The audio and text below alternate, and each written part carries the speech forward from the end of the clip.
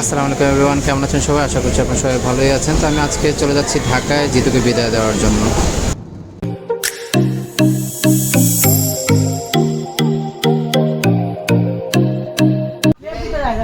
তো ঢাকায় আসার সাথে সাথে সবাই আমার জন্য সবাই অপেক্ষা করতেছে। এখানে নানিও আছে, সাথে আন্টিও আছে, আঙ্কেল আন্টি জিতু সবাই বসেছিল। আর এখানে আমার কোলে একটা পিচ্ছি ছোটো বোনও আছে সাথে। আর কেক নিয়ে আসছিল জিতুর হালকা সেলিব্রেশন করার জন্য, সাথে আবার মামাও আসছে, মামিও আছে। সবাই মিলে খুব মজা করলাম, মানে সুন্দরভাবে সবাই মিলে দুপুরে লাঞ্চটা করে দিতেছিল না যে আমরা সবাই মন খারাপ করে আছি। সবাই ওদের হাসি ঠাট্টা করেই নিয়ে যেতেছি খুব সুন্দরভাবে, কিন্তু মনের ভিতরে সবারই একটু না একটু কষ্ট থাকে। তো মামাও একটু আবেগে চলে আসছিল। তারপর আমরা সবাই মিলে একটু ঢং ঢং শুরু করে ফেললাম। আস্তে আস্তে আসলে যেতে তো হবে, কাজকাম করাই লাগবে।